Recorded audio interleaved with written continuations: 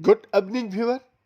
Welcome to our FTV English version. Viewers, beyond the bonhomie of Xi Jinping's unprecedented meeting with Vladimir Putin and Kim Jong Un last week, there are limits to what the European Union described as an autocratic alliance, defying the West diplomats, lawmakers, and analysts said.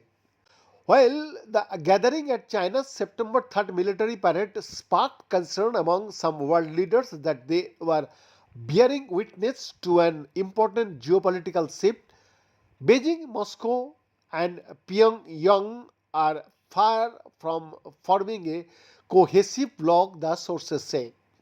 They pointed to the lack of an official trilateral summit during the event and uncertainty over marquee economic deals like a pipeline projects.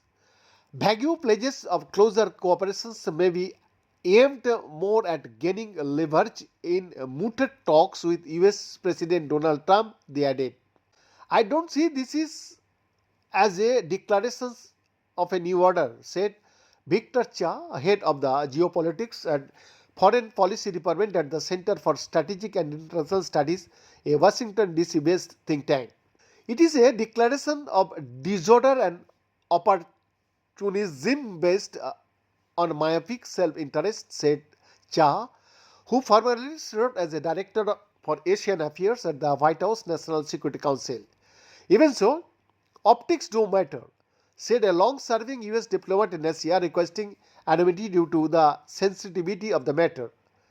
While China, Russia, and the DPRK will no doubt continue to have differences on specific policy areas too, and all three have made clear they are united in their antipathy for the US led international system, the diplomat said using the acronym for North Korea's official name. Japan's outgoing Prime Minister Sergei Ishiba used his resignation speech on on Sunday to note that the image of its nuclear armed neighbors standing side by side underscored a severe security risk. The European Union's foreign policy chief Kaja Kallas earlier described the gathering as a bargaining autocratic alliance. Trump said in a post on Truth Social that Xi, Putin, and Kim were conspiring against him, a comment the Kremlin suggested was iconic. A US official said Trump is disappointed to see some countries siding with the Chinese and that America is going to be re-evaluate the situation but gave no details.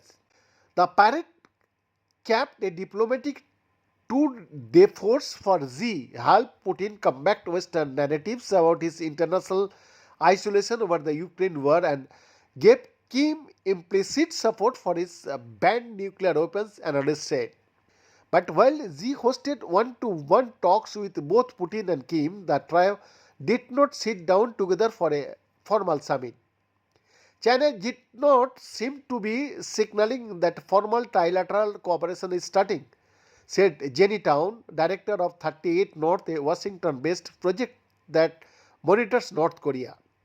That suggests a more direct show of force like three-way joint military drills remains a distant prospect, analysts said. It also stands in contrast to rival superpower, the United States, which relies on security alliances like the North Atlantic Treaty Organization and multilateral summits with Japan and South Korea, and the Quad group with Japan, Australia, and India to project its global power.